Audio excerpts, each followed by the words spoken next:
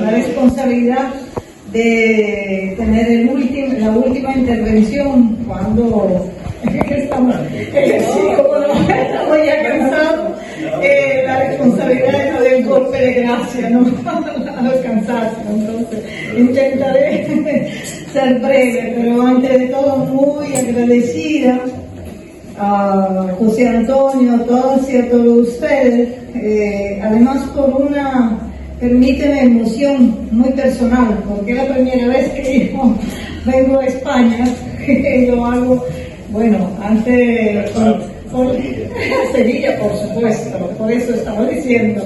antes, bueno, por la clandestinidad, después por la cárcel, después por la pobreza, entonces hacerlo en este lugar, que es un lugar de resistencia, de sintonía internacional, es motivo de gran felicidad, una de las pocas ocasiones de ser felices, ¿no?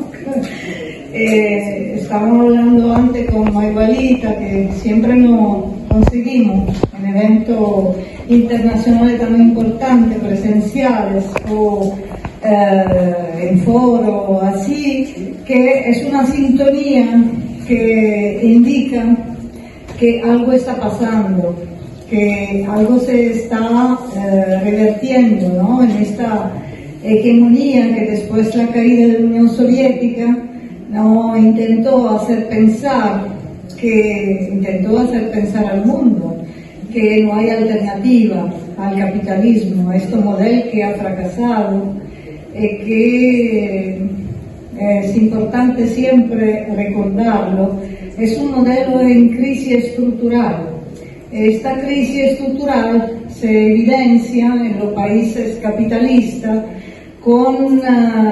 particulares énfasis en una crisis de la democracia burguesa, con abstenciones en lo que ellos consideran su fetiche más importante, los votos, porque la gente va a votar pero se da cuenta que no decide nada.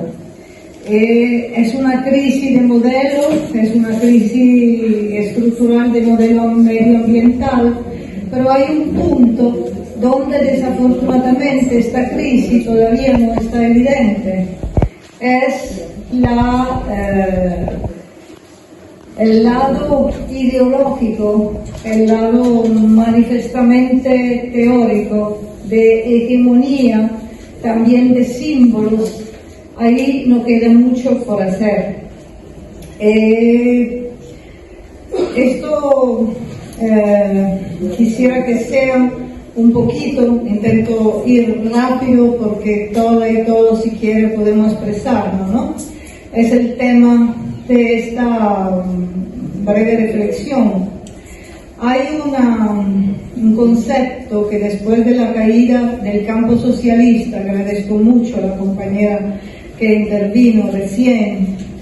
se impuso también en el análisis del examen de este mundo fragmentado, que es el concepto de balcanización, que tomó peso después del desmembramiento de la ex Yugoslavia,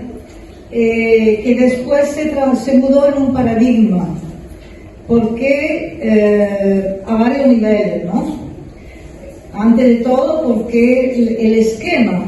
esquemito, que siempre intentó y sigue intentando imponer el imperialismo a los países que no se arrodillan,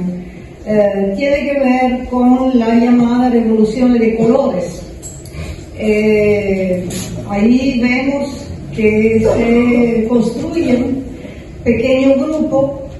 que no son para nada de grupo verdadero, ¿no? Se deconstruyen con el soporte de la cuarta revolución tecnológica. Las redes sociales se inventan realidad que no existen, pero sobre todo se cambian los símbolos. Hay un tema importantísimo que nos interesa analizar, que tiene que ver con la batalla de las ideas, que tiene que ver con el cambio de los símbolos que nos hacen creer que los represores son libertadores, que los reprimidos son represores, ¿no? Y esto tiene que ver con el borrar la memoria, como la burguesía cuando gana, la primera cosa que hace es destruir la memoria histórica con las jóvenes generaciones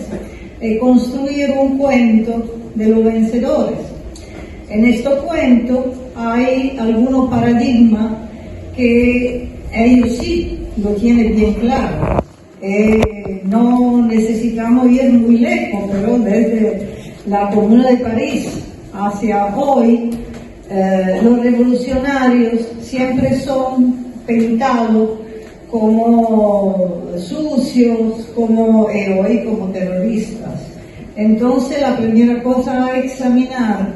es de dónde viene esto tentativo de pedir la complicidad de lo dominado, no solamente de reprimir lo dominado e imponerle sus dominaciones, sino de pedir la complicidad de lo que tendría que estar claro, de qué lado de la barricada se tiene que posicionar. Pero así desafortunadamente no es. Y siempre tenemos que recordar la palabra de Fidel, cuando a un compañero que le decía: mire, yo estoy confusionado, no sé de dónde ponerme. Él siempre contestaba de esta manera, diciendo: cuando tú tienes alguna duda sobre de cuál lado de la barricada tienes que posicionarte, mira dónde se pone el imperialismo y póngate del otro lado. Pero ¿cuál es el tema? Que hoy, en esta disputa por la memoria, el imperialismo nos ha robado también los conceptos para definir y posicionarnos, porque blanco de todo eso son los cerebros de las jóvenes generaciones de los países capitalistas, porque es en los países nuestros capitalistas donde se decide el costo del trabajo, donde se va a delocalizar en la maquilla del sur, y nosotros tenemos la responsabilidad también de no haber logrado tomar el poder. En Europa no logramos pasar ni con las armas ni con los votos. Y como hemos o no hemos analizado este extraordinario periodo histórico, donde también en Europa se intentó hacer la revolución, tiene mucho que ver con el hecho que hoy somos aquí con muchas muy buenas intenciones, algunos jóvenes, algunos sobre todo menos jóvenes, pero que no logramos construir correlación de fuerza que impiden las agresiones a los pueblos del sur. No es solamente posicionarse, que ya es mucho,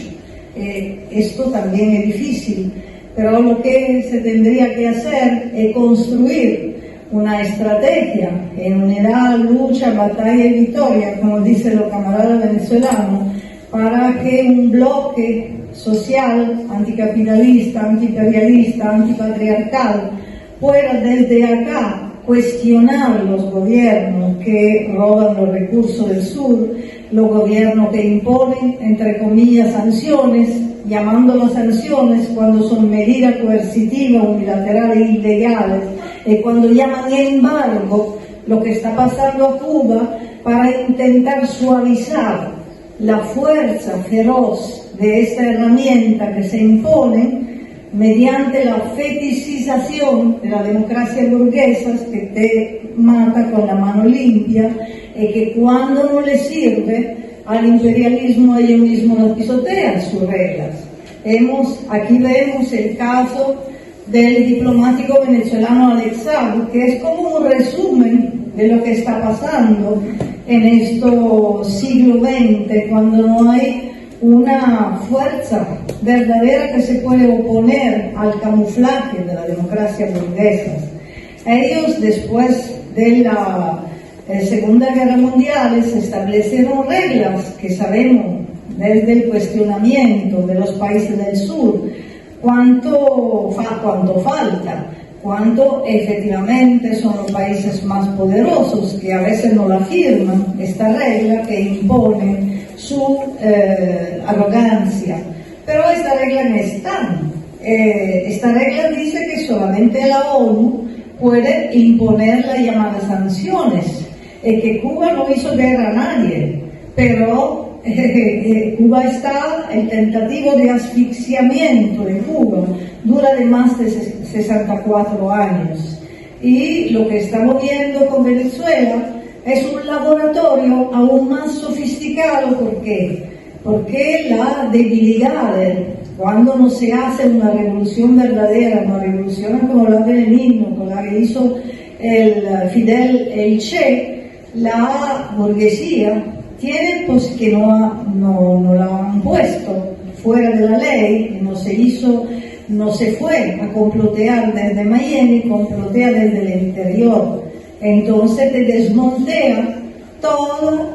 lo que son las estrategias de resistencia, que por lo que es de Venezuela duran desde 1998, cuando gracias a Cuba, que es un faro en el mundo, el comandante Chávez pudo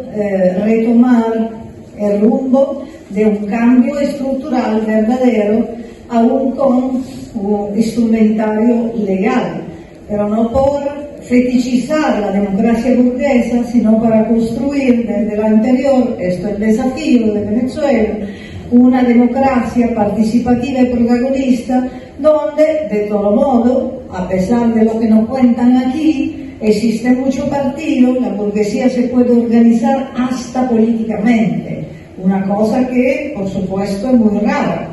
porque también en los países capitalistas, donde nos dicen que hay pluralismo, que hay democracia, que hay todo, como vemos en esta guerra, y como hemos visto con Venezuela, hay censura, hay un pensamiento único, hay una única interpretación en los medios hegemónicos, que son grandes conglomerados desde América Latina hasta Europa, que deciden en la base de lo que le dice decidir su dueño, no permiten que hay un ejercicio de lo que nos dice que es un pluralismo de la información. Lo vemos a todos los niveles. Esto tiene que ver con la salida, con el balance o con el ocultamiento del último periodo revolucionario, donde no se ha ganado. Cuando no se gana, como estaba diciendo antes, la burguesía escribe su historia y corta la memoria histórica, y sobre todo combate hasta la muerte con toda su herramienta, que hoy son la misma cosa de lo que hacían con el cóndor en el siglo de antes, lo hace con un cóndor económico, financiero, mediático, político, diplomático, combate hasta la muerte lo que, por lo contrario, hacen de la memoria histórica un herramienta de futuro. Hay una ley maravillosa que se votó en Venezuela, como siempre, después grandes encuentros asamblearios. Yo me honro de haber estado ahí, como en muchas otras ocasiones, cuando se votó esta ley, la ley contra el olvido, que reivindica el derecho a la rebeldía de los pueblos, una rebeldía también armada y también contra la democracia camuflada. Esto, compañeras y compañeros, es un mensaje de verdad muy fuerte en el presente, cuando aquí en los países capitalistas nos hace pensar, nos hace creer que no existe alternativa al capitalismo y que solo se puede terminar como Grecia, cuando a pesar de un consenso que tenían popular muy fuerte de 2 referéndums, no se decidió, entre comillas, arrodillarse al chantaje del Fondo Monetario Internacional, y no se dio de nuevo una esperanza en esta parte del mundo dominada, que es Europa, dominada por las grandes instituciones internacionales, de los banqueros, de los dueños, que lo que provocan como consecuencia, lo hemos visto también en ocasión de la pandemia, donde la superioridad del socialismo de Cuba nuestra, que sigue siendo un faro del mundo, ha sido evidente, porque a pesar de todo el acoso, a pesar de 64 años de acoso, de bloqueo, Cuba, como usted sabe, hizo no solamente 5 vacunas, no solamente entregó no lo que le queda, sino lo que tiene, compartiendo con todo el mundo, también con los países que le hacen daño, pero vino ahorita, en Italia están la brigada Rimes, vino a explicar por qué solamente con el socialismo y no con las privatizaciones de los recursos y de los seres humanos que se puede construir una alternativa verdadera. La memoria histórica es un herramienta de futuro. Como si vamos a examinar a propósito de la agresión a los pueblos, vemos que el chantaje que utiliza la burguesía a todo el nivel del mundo, que el chantaje del llamado terrorismo, el terruqueo, dicen en Perú, es una arma poderosísima para depotenciar, para paralizar a los jóvenes que antes de empezar a entregar los primeros pasos en política, tiene que tomar distancia, no solamente dar derecho a la rebeldía que los pueblos tienen contra un sistema que te mata con la mano limpia, sino también tiene que tomar distancia, traicionar todos los principios del socialismo, desde los modos de Espartaco hasta Jesucristo, hasta el presente, porque si no, tú eres expulsado, reprimido. Nosotros en Italia tenemos un compañero anarquista que están en huelga de hambre desde más de 2 meses, que lo dejan morir, porque todo el aparato que nosotros llamamos emergencia, que es el sistema, digamos, de represión y de control social, que es un eje de la tentativa de rescataje del capitalismo a nivel global mediante la economía de guerra, sigue vigente desde el siglo del cual me honro de haber sido parte, que a la izquierda del Partido Comunista, que se había emburguecido aceptando la OTAN en 1973, cuando ha habido el golpe en Chile, estamos a 50 años, se desarrolló la extrema izquierda más fuerte de Europa, en la cual se producieron guerrillas como la mía, la Brigada Roja, que duraron casi 20 años. Imagínense qué significa durar casi 20 años en un país que no es un país del sur, en medio del sur, Italia. Y no solamente en Italia, digo en Europa, ni hablar de los compañeros vascos, ni hablar de Irlanda, ni hablar de Bélgica, de Francia, de Alemania. Todos esos siglos de lucha dejó huellas. Pero estas huellas, que son muy importantes porque a veces se aprende mucho más de las derrotas que de la victoria, han sido totalmente borrados, distorsionados por la burguesía, que utiliza estos miedos que siempre tiene la burguesía porque sabe que la lucha de clase va a volver. Venezuela es un ejemplo, siempre lo digo. Fidel, ¿quién habría podido pensar que cuando estuvimos solos, después de la caída de la Unión Soviética, iba a surgir un Chávez? Siempre surge Chávez, siempre surge los pueblos que dicen yo soy Chávez, todos somos Chávez, siempre va a surgir. De eso tiene miedo la burguesía, por eso que quiere cortar las alas a todo joven que intentan reconstruir en una nueva situaciones en estos países capitalistas, herramientas de lucha que te dicen una cosa, que por cada tentativo se tiene que pagar un precio. Esto es lo que viene de Cuba, esto es lo que viene de Venezuela, siempre se paga un precio, siempre el proletariado, los oprimidos, tiene que pagar un precio para volver a conseguir su dignidad. Eso es lo que quieren ocultar esta ex izquierda en los países capitalistas, que nos hace pensar que no hay otra alternativa al capitalismo, que solo podemos terminar como Grecia al máximo, y al contrario, nos podemos levantar la cabeza. ¿Por qué? Porque si no, no estigmatizan, no ponen en la cárcel. Bueno, en Italia nosotros hemos tenido un saldo de más de 5.000 presos y presas políticas, y todavía después de 40 años quedan camaradas.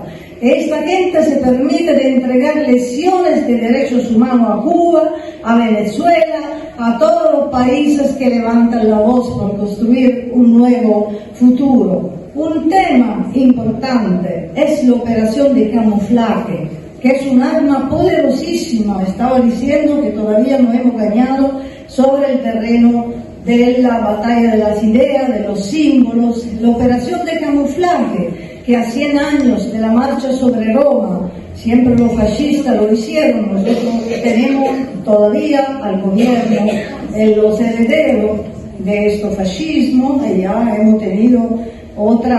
análogos antes. Esta operación de camuflaje hoy llega a poner a los jóvenes que no tienen claro estos balances del siglo de antes, le hace pensar que todo es igual a todo, ¿no? La noche donde todas las vacas son negras, como decía Hegel, pero esto es dramático. Después los compañeros van a explicar aún más, pero ayer hemos hecho una manifestación en Roma, lo poco que somos tanto en calidad, pero somos poco en cantidad,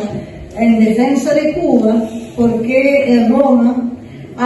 sigue habiendo en estos días un encuentro de gusanos y de escuálidos, de fascistas venezolanos, que están con todo el respaldo de las instituciones haciendo un foro europeo. No es la primera vez, porque han sido la llamada izquierda europea que han respaldado el autoproclamado títere de los Estados Unidos, Juan Guaidó, que nadie ha elegido, pero que ha sido ungido para las grandes instituciones internacionales, y que ha intentado desde años, desde la preparación que vino con cuando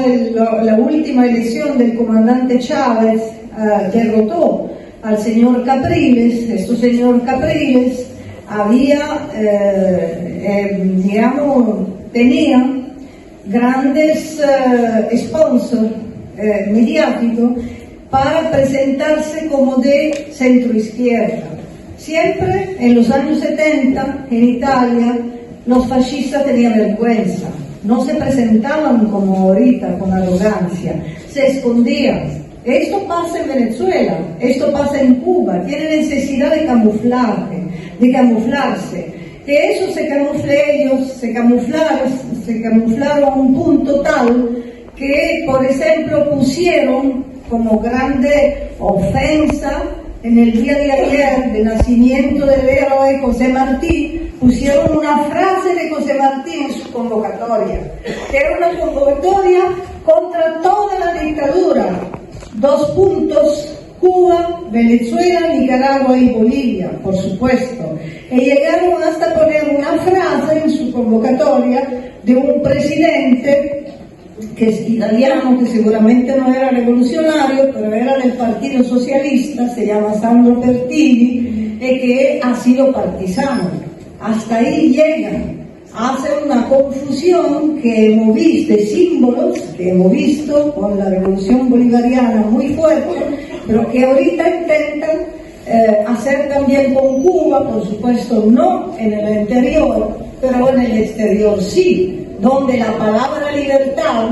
no tiene el sentido verdadero de libertad como justicia social, sino tiene el sentido de libertad individualista, de ser consumidores, entre otros todo de la misma cosa, desde que están en la cuña hasta cuando crecen, a otra palabrita como paz, que sin justicia social es la preparación de la guerra imperialista, llamándola guerra humanitaria. Hay, digamos, una confusión simbólica que necesita de una batalla semiótica, de una guerrilla semiótica contra la guerra cognitiva, porque uno de los ejes que nos han, digamos, impuesto en esta tentativa de balcanizar el mundo, es la balcanización también de los cerebros,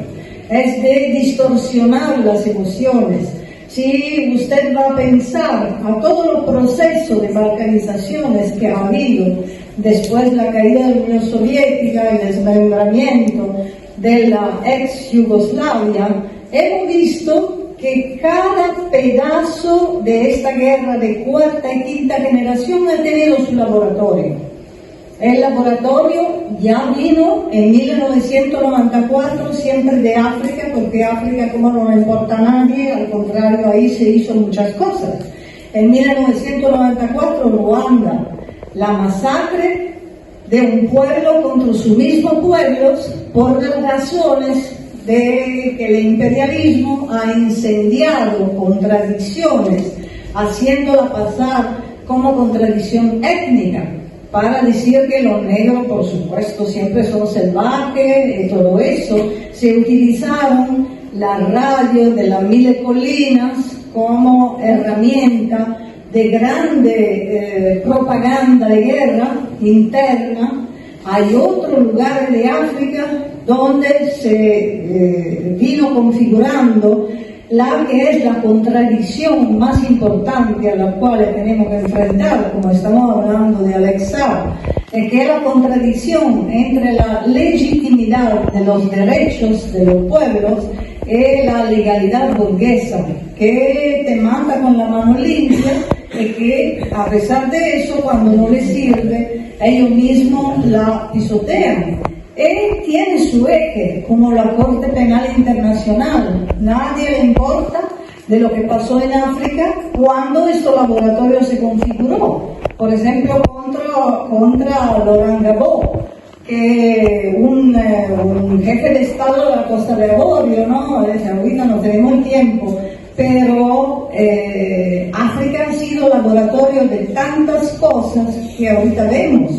Pasó con Libia.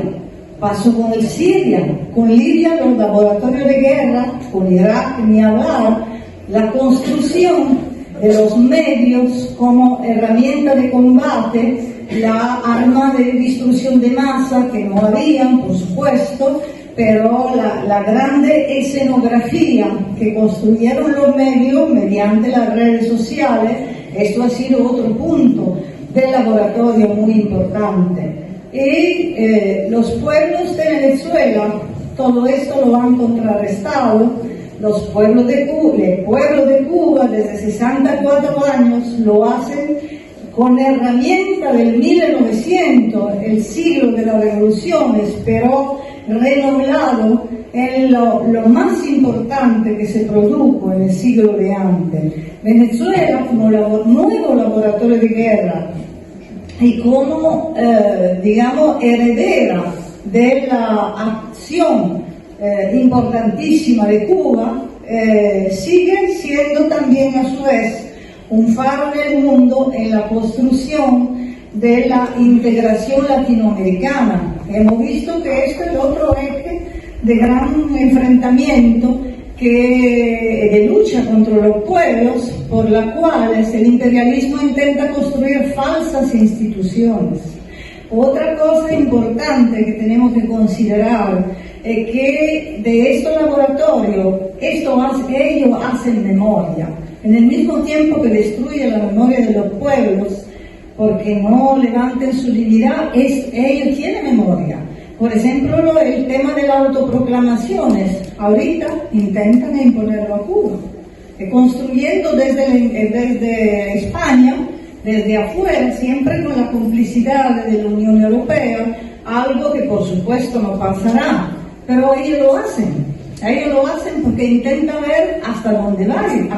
van. La autoproclamación, el supuesto gobierno en exilio, ahorita con Venezuela van a intentar el gobierno Ombra.